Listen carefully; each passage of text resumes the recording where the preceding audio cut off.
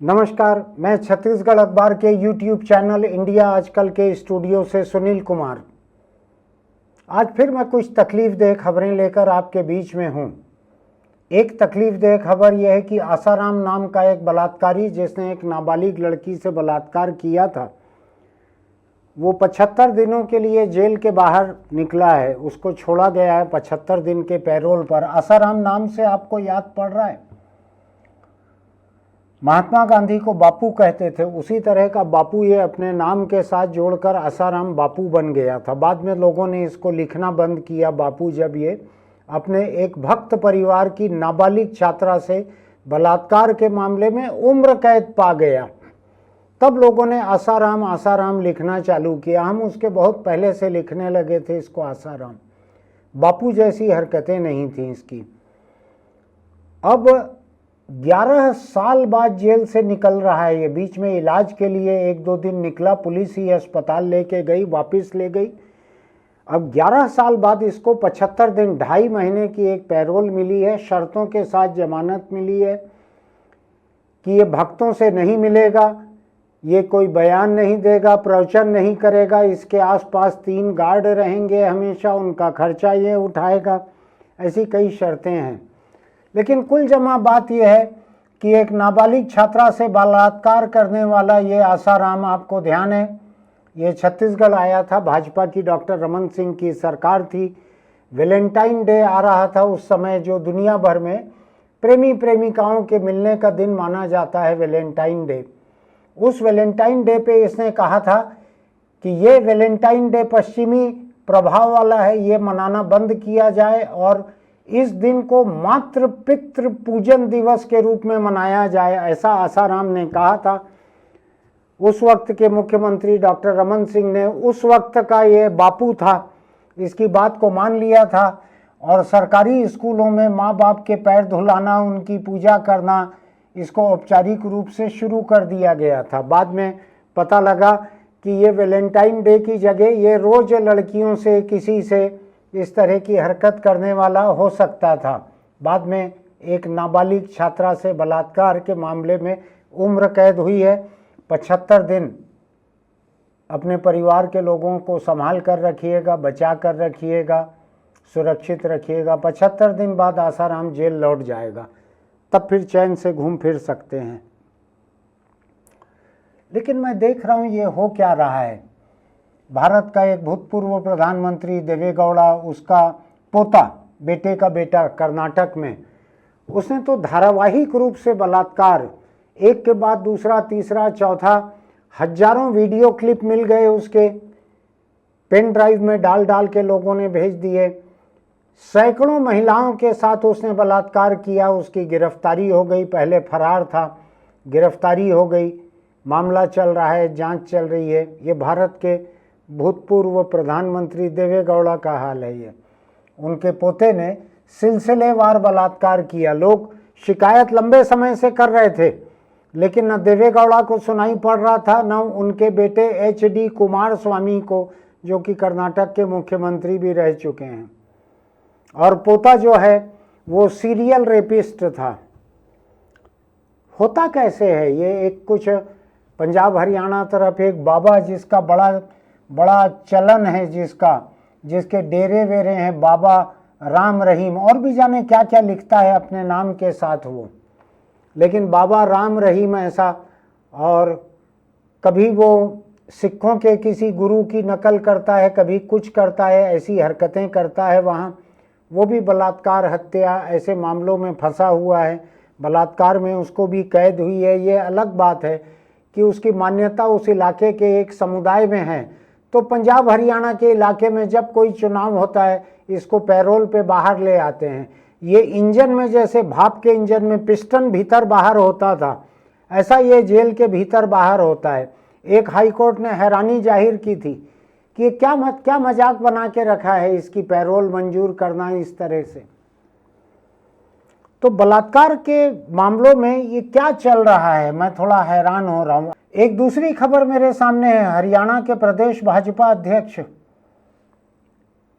मोहन लाल बडौली नाम है उनका, और एक कोई गायक है, इन दोनों के ऊपर केस है दर्ज हुआ है अभी केस कि एक महिला को इन्होंने काम देने का बहाना करके बुलाया, गैंग रेप किया इसके साथ में, उसके वीडियो बना लिए, फोटो खींच ली। इन दो के ऊपर है, मैं नहीं जानता सच है या नहीं है, लेकिन महिला ने अगर लिखाया है मामला तो केस तो दर्ज होगा ही रेप का। अब ऐसे अनगिनत मामले चारों तरफ से सामने आ रहे हैं। कल ही छत्तीसगढ़ की राजधानी रायपुर में सरकार की जो सबसे बड़ी योजना है कमल विहार योजना, जिसको बाद में कौशल्या विहार कर दिया गया, अभी नहीं जानता मैं इन दोनों में से कौन सा नाम चल रहा है, वहाँ पे एक 18 साल के आसपास की बालिग है, नाबालिग है, तय नहीं हुआ था, ऐसी लड़की की लाश मिली है। एक शक है कि उसके साथ रेप करके, मर्डर करके उसको फेंक दिया गया खुले में। ये राजधानी रायपुर का हाल है। ये उसी खबर के साथ मुझको ये पढ़ने मिल रहा है कि 31 दिसंबर को, आज से करीब एक पखवाड़ा पहले, रायपुर में एक माँ बेटी का मर्डर हुआ था। उसमें भी ये शक है कि छेड़खानी करने कोई घर में घुसा था, उसका जब विरोध किया गया तो उसने मर्डर कर दिया। पकड़ में नहीं आया है अभी वो मामला। तो मैं सोच रहा हूँ कि बलात्कार करने वाले जो हैं ये क्या सोच के बलात्कार करते हैं। तकरीबन हर बलात्कारी पकड़ा जा रहा है, चाहे वो बाबा हो, चाहे बापू हो, चाहे भाजपा का प्रदेश अध्यक्ष हो, चाहे कांग्रेस का प्रदेश अध्यक्ष हो, जो हो, हर बलात्कारी पकड़ में आ रहे हैं। इसके बावजूद लोगों का बलात्कार का हौसला कम क्यों नहीं हो रहा है? क्यों इतने बलात्कार हो रहे हैं? मैं अभी लाइन से देख रहा हूँ, कल का मेरे प्रदेश का है, सरगुजा के इलाके में 5 साल की बच्ची को बिस्किट का लालच देकर 22 साल का नौजवान जंगल में ले गया, उससे बलात्कार किया। यहाँ तक तो ठीक है। दूसरी तरफ एक और आदिवासी इलाका है बस्तर का, यहाँ के नारायणपुर की खबर है। 4 साल की बच्ची से, सरगुजा में 5 साल की बच्ची को 22 साल का नौजवान ले गया था। नारायणपुर बस्तर में 4 साल की बच्ची को 4वीं और 8वीं के 2 लड़के अड़ोस पड़ोस के, उन्होंने ही उससे बलात्कार किया। अब उन दोनों लड़कों को पुलिस ने अपनी हिरासत कहते हैं, क्या कहते हैं मुझको नहीं मालूम है, जो बच्चे कानून तोड़ते हैं, पुलिस ने पकड़ लिया है इनको। मेडिकल जांच हो गई है, उसमें साबित हो गया है। मैं केरल का देख रहा हूं मामला, थोड़ा अटपटा है इसलिए दूर की बात भी बतला रहा हूं। एक दलित छात्रा के साथ गैंग रेप, 64 लोगों के खिलाफ रिपोर्ट हुई है, 27 गिरफ्तार हो चुके हैं। उसमें बाप का दोस्त भी शामिल है, बहुत सारे और लोग शामिल हैं। 3 साल 4 साल से दलित छात्रा के साथ बलात्कार चल रहा था, गिरफ्तार हो चुके हैं इतने लोग। क्या किया जाए इतने बलात्कारों का? कैसे लोगों को समझाया जाए? कैसे लोगों को ये बतलाया जाए कि बलात्कारी पकड़ में आते हैं, बलात्कारी बच नहीं पाते हैं, बलात्कारी को 5 साल 7 साल 10 साल की कैद होती है। अगर बच्चे भी बलात्कारी हैं, नाबालिग, तो भी उनको सुधार गृह में 2 साल 3 साल रहना पड़ता है, पूरी जिंदगी का रुख बदल जाता है। कैसे समझाया जाए, क्या किया जाए? क्या इसमें समाज और सरकार का कोई रोल रहता है? या जब लोगों के दिमाग पर सेक्स सवार होता है तो फिर वो आसपास जो मिले उसके ऊपर हाथ डाल बैठते हैं? क्या होता है? क्या इसका कोई हल हो सकता है?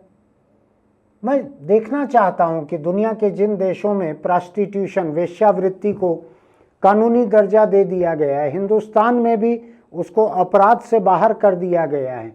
उसको मजदूरी का एक तरीका माना गया है। कोई महिला अगर चाहती है अपनी देह बेचना तो ये उसका मजदूरी का तरीका है, वो सेक्स वर्क है। वो प्रोस्टिट्यूशन, वेश्यावृत्ति अभी नहीं कहलाता। तो दुनिया के जिन देशों में इसको कानूनी दर्जा प्राप्त है सेक्स बेचने को, देह की सेवाएं बेचने को, क्या वहाँ पर बलात्कार कम होते होंगे? जिसके सिर पर सेक्स सवार है वो जाकर बाजार में सेक्स खरीद सकते हैं, रेड लाइट एरिया में कहीं और कॉल गर्ल है उसको फ़ोन करके बुला सकते हैं। तो क्या वो बलात्कार से बच सकते हैं? आपको ध्यान होगा कोलकाता के एक सरकारी मेडिकल कॉलेज हॉस्पिटल में एक डॉक्टर वहाँ काम करके सो रही थी, उसके साथ बलात्कार हुआ, उसकी हत्या हो गई। बड़ा बवाल हुआ, पूरे देश में खूब इसकी चर्चा हुई। उस समय चर्चा आई कि कोलकाता के रेड लाइट एरिया की जो देह का धंधा करने वाली महिलाएं हैं, सोनागाछी है शायद, वहाँ के रेड लाइट इलाके का नाम, जहाँ महिलाएं देह बेचती हैं।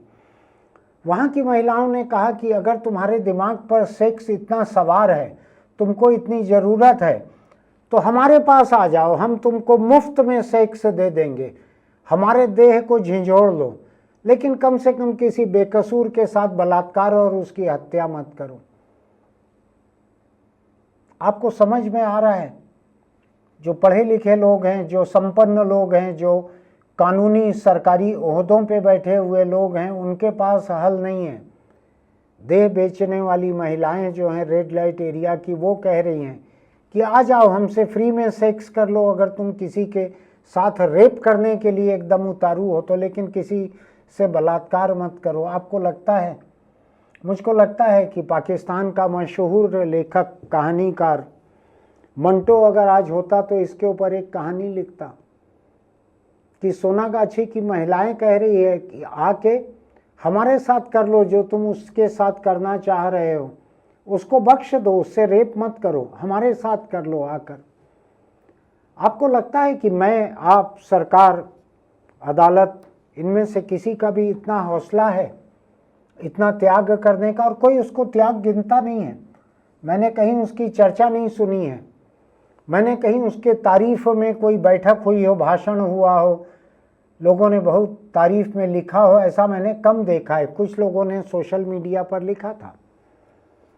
लेकिन आप सोचिए, जो समाज में तिरस्कृत है, जो समाज की नज़रों में गिरी हुई हैं, जो लोगों की नज़रों में आज भी उस धंधे को गैर कानूनी माना जाता है, देह बेचने को, वो तैयार हैं बेकसूर लड़कियों को बचाने के लिए, महिलाओं को बचाने के लिए, कि अगर तुम बिना सेक्स के रह नहीं सकते हो मर्द, तुम आ जाओ, हमारे साथ कर लो जो उसके साथ करना चाहते हो। कोई इतना त्याग कर सकते हैं? हमको अगर कोई बहुत भूखे दिखते हैं तो शायद ही हमारे जेब से उसके खाने के लिए पैसा निकलता हो। 100 लोग निकल जाते हैं तो किसी 2 लोगों के जेब से पैसा निकलता होगा। बदन बेचने के लिए बदनाम महिलाएं जो हैं वो तैयार हैं लोगों की मदद करने के लिए। बलात्कार का जुर्म रोकने के लिए क्या किया जाए? जिस आसाराम के नाम पर आज भी मेरे शहर में हर इतवार को तालाब के किनारे स्टॉल लगाकर पर्चा बांटा जाता है, उसके भक्तजन अपने परिवार सहित रहते हैं। उनको इस बात से कोई फर्क नहीं पड़ता कि एक भक्त परिवार की नाबालिग लड़की से बलात्कार के जुर्म में उसको उम्र कैद हो चुकी है। 11 साल तक हिंदुस्तान की किसी अदालत ने उसको जमानत, पैरोल कुछ नहीं दिया था। अभी 2.5 महीने के लिए इलाज कराने के लिए वो बाहर आया है, 2.5 महीने बाद भीतर चले जाएगा दोबारा। कोई लोगों को फर्क नहीं पड़ रहा है, अपने पसंदीदा बलात्कारी कुछ भी करें उससे कोई फर्क नहीं पड़ रहा है। आपको ध्यान है ना, गुजरात में एक बहुत चर्चित केस था बिल्किस बानो का। उसके साथ गर्भवती बिल्किस बानो के साथ जिन्होंने गैंग रेप किया था, उसके छोटे से बच्चे को पटक पटक के मार डाला था, घर के और लोगों को मार डाला था, ऐसे 11 बलात्कारी और हत्यारे जेल में थे। उनको केंद्र और राज्य सरकारों ने मिलकर समय के पहले छोड़ दिया था, जिसको बाद में सुप्रीम कोर्ट ने वापस सबको जेल भेजा है, 11 के 11 लोगों को। उनकी रिहाई पर समाज ने उनको माला पहना के स्वागत किया था, उनको मिठाई खिलाई थी, हत्यारे बलात्कारियों को, क्योंकि जिसके साथ बलात्कार किया था मुस्लिम महिला थी, जिनको मारा था वो मुस्लिम थे, इसलिए जायज़ हो गया था सब। मैं ज़्यादा हिंदू मुस्लिम अभी करना नहीं चाहता हूँ, लेकिन देश का हाल वैसा ही है, देश का हाल वैसा ही है। क्या किया जाए? सरकार क्या करे और समाज क्या करे? मैं क्या करूं और आप क्या करें? मुझको एक छोटी सी राह दिखती है, वो बतला देता हूं आपको। मुझको लगता है कि एक प्राथमिक जिम्मेदारी सरकार के ऊपर आती है कि बलात्कार के जितने मामलों में सजा होती है, जितने मामलों में सजा होने का मतलब यह है कि पहली अदालत जो है उस अदालत से जुर्म साबित हो गया है, उसकी खबरों को चारों तरफ सरकार को फैलाना चाहिए कि बलात्कार का नतीजा क्या होता है, कितनी कैद हुई है। समाज को ये चाहिए कि बलात्कारी अपने परिवार को भी किस तरह से बर्बाद करता है, इसकी जानकारी लोगों को दे। नाम ना उजागर करे परिवार के बाकी लोगों का, क्योंकि वो तो बलात्कार में सहभागी थे नहीं। रहते तो वो भी जेल चले गए रहते, गिरफ्तार हो गए रहते, सजा पाए रहते। तो एक मुजरिम के बेकसूर घर वालों को बदनाम नहीं करना चाहिए, ऐसा मेरा मानना है।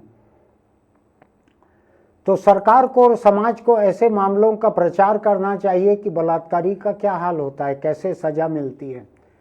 शायद इससे कुछ लोगों के ऊपर असर पड़े, शायद सजा से कुछ लोग डरें, ऐसा मुझको एक रास्ता दिखता है। दूसरा एक रास्ता मैं लंबे समय से सुझाते आया हूँ, अखबार में भी लिखता हूँ, यहाँ भी बोलता हूँ, कि अगर बलात्कारी संपन्न परिवार का है, उसके पास किसी भी तरह का पैसा है, उसके घर के रोज खाने कमाने से ज़्यादा पैसा है, तो उसका एक हिस्सा, उतना हिस्सा जितना कि पत्नी और बच्चों का हो सकता है, उतना ही हिस्सा बलात्कार की शिकार लड़की या महिला को मिलना चाहिए उसमें से, उसकी संपत्ति में से।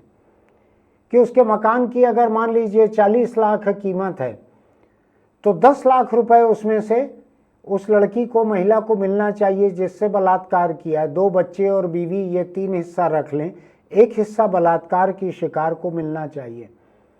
मेरा मानना है जिस दिन संपत्ति का, जायदाद का एक हिस्सा, कमाई का एक हिस्सा बलात्कार की शिकार लड़की या महिला को देना पड़ेगा, लोगों के दिमाग से सेक्स थोड़ा सा अलग होगा, ये जुर्म अलग होगा, बलात्कार करने का कुछ कम होगा, ऐसा मेरा मानना है। लेकिन दूसरा मेरा ये भी मानना है कि जब सेक्स बेचने को, देह बेचने को सुप्रीम कोर्ट ने जुर्म से बाहर कर दिया है, तो क्या ये समय नहीं आ गया है कि देश प्रदेश की सरकारें अपने इलाके में अपने कानून बनाने का हक का इस्तेमाल करते हुए वेश्यावृत्ति, जिसको कहते हैं देह बेचने का काम, उसको कानूनी दर्जा दे कि बेच सकें। सरकार खुद ही शहर के एक किनारे कहीं एक रेड लाइट एरिया बनाए जहां डॉक्टरी जांच का इंतजाम हो, जो पुलिस के और मुजरिमों के शिकंजे से बाहर हो, वो जहां इलाके के नेता उनका शोषण न कर सकें, जहां महिलाएं जो हैं वो किराए से मकान, फ्लैट, कमरा लेकर ये जो धंधा करना चाहती है वो करें, जो सेक्स खरीदना चाहती है वो वहां पर जाएं, वो पुलिस के छापों से परे रहे, वो कानूनी रूप से मान्यता प्राप्त रहे। क्या ऐसा किया जाना चाहिए? मैं हिमायती हूं ऐसा करने के। मैं जानता हूं कि कोई भी लोकतंत्र जो है, कोई भी सरकार इस बात को आसानी से गले नहीं उतारेगी कि उस देश में किसी को देह का धंधा करने की भी ज़रूरत पड़ रही है, उनके लिए अपमान की बात होगी। लेकिन क्या उससे बेकसूर लोगों के साथ बलात्कार खत्म होंगे? क्या लोगों की सेक्स की ज़रूरतें भुगतान करके, सेक्स खरीद कर, देह किराए पर लेकर उसके साथ सेक्स करके, क्या ये बलात्कार कम हो सकेंगे? इसके बारे में सोचना चाहिए, बातचीत करना चाहिए। मैंने तो चर्चा छेड़ी है। आप अपने बालिग दोस्तों को ये वीडियो भेज सकते हैं, उनसे पूछ सकते हैं क्या करना चाहिए। मुझको गालियां देते हुए भी अगर आपको आपस में चर्चा करनी हो तो कीजिए कि क्या होना चाहिए। मेरे हिसाब से तो इसको कानूनी दर्जा देना चाहिए, इसको एक संगठित कारोबार की तरह मौका देना चाहिए। जिसको देह बेचना मजबूरी है या ज़रूरत है वो बेचे, जिसको खरीदना है वो खरीदे, और कम से कम बेकसूर बच्चियां, बेकसूर लड़कियां, महिलाएं, इनके साथ रेप और गैंग रेप ये खत्म हो। लोग पैसा इकट्ठा करें, जाके देह बेचने वाली से देह खरीद लें उसकी, 1 घंटे के लिए, आधे घंटे के लिए, और कम से कम बेकसूर लोगों के साथ बलात्कार, और अब तो बलात्कार के साथ हत्या ये आम बात हो गई है, ये बंद किया जाए। सोचना पड़ेगा समाज को कि अगर किसी की सेक्स की ज़रूरत है वो कैसे पूरी करे। शादी हो नहीं पा रही है मान लीजिए, तो कैसे पूरी करे। कई शादीशुदा जोड़ों के बीच भी ये दिक्कत रहती है, पति पत्नी की सेक्स की ज़रूरतें कम ज़्यादा रहती हैं, उसमें भी किसी एक को ज़रूरत पड़ती है कहीं की, तो क्या करें वो लोग। मुझको अभी किसी ने एक बड़ी दिलचस्प बात बताई है, मैं आपको बतलाता हूँ। हिंदुस्तान के कई शहरों से ट्रैवल एजेंसियां महिलाओं के जत्थे लेकर अलग अलग टूरिस्ट डेस्टिनेशन पर ले जा रही हैं दूसरे देशों में। ये देश के कई शहरों से हो रहा है, खासकर बड़े शहरों से। जो किटी पार्टी रहती है जिसमें महिलाएं ही रहती हैं, ऐसी महिलाएं जत्था बनाकर किसी टूरिस्ट डेस्टिनेशन पर दूसरे देश में जाती हैं, वहाँ किसी होटल में ठहरती हैं, वहाँ खूब मर्जी के कपड़े पहनती हैं, छक के खाती पीती हैं और अपनी तमाम ज़रूरतें पूरी करके वापस आती हैं। कुल मिलाकर ये वही काम है जिसके लिए हिंदुस्तानी मर्द थाईलैंड और क्या पटाया और बैंकॉक ऐसी कुछ जगहों के नाम वहाँ पर जाते रहते हैं। ऐसा महिलाओं के जत्थे भी जाने लगे हैं, जो महिलाएं आर्थिक रूप से संपन्न हैं। आत्मनिर्भर मैं नहीं कहता, हो सकता है पैसा पति का हो और पति भी चाहता हो कुछ दिन भला टले तुम बाहर जाओ, ये भी हो सकता है। तो ऐसी महिलाएं जत्था बनाकर बाहर जाने लगी हैं। मैंने ऐसे ट्रैवल एजेंट्स के किस्से सुने हैं जो केवल इसी तरह के टूर ऑर्गेनाइज करते हैं और वहाँ पर महिलाओं को इस तरह की सहूलियत मुहैया कराते हैं। मर्दों के लिए तो ऐसी सहूलियत है ही। तो जिन लोगों को ऐसी सहूलियत खरीदने की ताकत हो वो उस तरीके से अपना इंतजाम करें। देश के भीतर जहाँ जो खरीद सकते हैं वो अपना देखें, लेकिन कम से कम बलात्कार न करें। छोटी छोटी बच्चियां हैं, नाबालिग लड़कियां हैं, दूसरी महिलाएं हैं, उनके साथ रेप और गैंग रेप न करें। तो मुझको लगता है सरकार और समाज दोनों मिलकर इस चर्चा को आगे बढ़ाना चाहिए कि सेक्स अपराधों को रोका कैसे जाए, कम कैसे किया जाए। क्या ज़रूरत रहती है बलात्कारियों की, कोई शोध करवाया जाए।